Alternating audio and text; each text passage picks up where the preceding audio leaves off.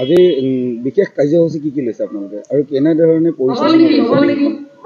আজি আমাৰ দ্বিতীয় দিনা কাৰ্যসূচী ৩১৫ মহাকালী গাঁও ৰঙালী বিহু আমাৰ দ্বিতীয় দিনা কাৰ্যসূচী। আমাৰ আজি দিনজোৰা কাৰ্যসূচীৰে প্ৰথম কাৰ্যসূচী আমাৰ ইতিমধ্যে টেকেলি ভঙা হৈ আছে। তাৰ লগে লগে আমাৰ বিহুগীত প্ৰতিযোগিতা আৰম্ভ হ'ব খন্তেক পিছতেই। তাৰপিছতে আমাৰ পিছলৈ আছে আধুনিক নৃত্য। আধুনিক নৃত্য আমাৰ যিসকল ছাত্ৰ ছাত্ৰীয়ে বা অন্যান্য বহুত দূৰ অঞ্চলৰ পৰা আহে নিজৰ সাংস্কৃতিক পৰিৱেশন কৰে। খুব সুন্দৰ পৰিৱেশ, সেইটো ভাল লাগে। তাৰ লগে লগে আমাৰ আজি মুকলি সভা হ'ব। মুকলি হোৱাৰ শেষ হোৱাৰ লগে লগে আমাৰ আমন্ত্ৰিত কৰিয়ানা পাৰ্থজ্যোতি বৰুৱাৰ গীতৰ শৰাই আমি ইয়াত আগবঢ়াম। গতিকে আমাৰ দিনজোৰা কাৰ্যসূচী আজি ইমান। বৃহত্তৰ মহাকালী ৩১৫ নং মহাকালী গানটোত আপোনালোকে বিশেষকৈ ইমান সুন্দৰভাৱে আয়োজন কৰিছে বহু বছৰ ধৰি। তাৰ সন্দৰ্ভত ভৱিষ্যতে আৰু অনাগত দিনত আপোনালোকে কি কেনেকুৱা ধৰণৰ কাৰ্যসূচী আপোনালোকে গ্ৰহণ কৰিব আৰু বিশেষকৈ উঠি অহা প্ৰজন্মক কি শিক্ষা দিব?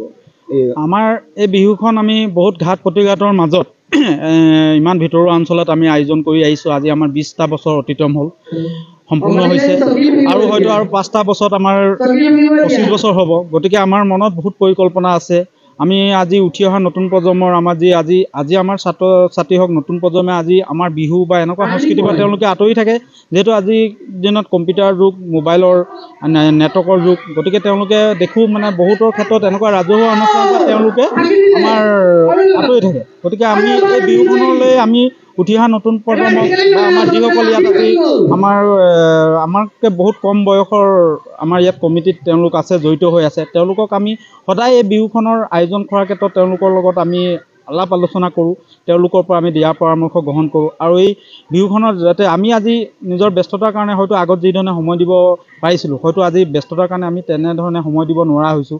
তাৰ মাজতো যিখিনি সময় পাওঁ আমাৰ কেইজনমান ব্যক্তি, আপুনি যিধৰণে কৈছে হয়, আমাৰ কেইজনমান ব্যক্তিৰ প্ৰচেষ্টাত আৰু বিশেষকৈ মহাকালী জ্ঞানটোৰ লগতে বাহাদুৰ চাৰিআলিবাসী ৰাইজে আমাক বাহাদুৰ চাৰিআলি বজাৰে আমাক যথেষ্ট সহায় কৰে, সেইখিনি আমি ক'বই লাগিব। লগতে আমাৰ যিসকল অনুষ্ঠান প্ৰতিষ্ঠান আছে তেওঁলোকে আমাক খুব সুন্দৰভাৱে অৰ্থ প্ৰয়োজন কৰি অলপ অসুবিধা হয় যদি আমি সুন্দৰভাৱে এই বিহুখন আমি পাৰ কৰি গৈছোঁ।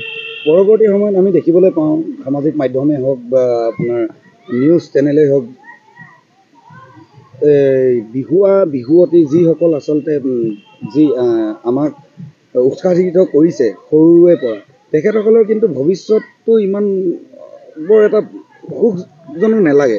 সেই সন্দৰ্ভত এই বিহু কমিটিসকলে কি ক'ব?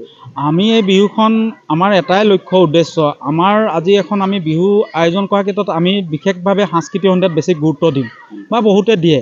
কিন্তু ইয়াৰ লগে লগে আমি দেখিছোঁ আমাৰ মাজৰ পৰা আজি ঢোল, পেঁপা, গগনা আমাৰ প্ৰতিযোগিতা নোহোৱা হ'ল।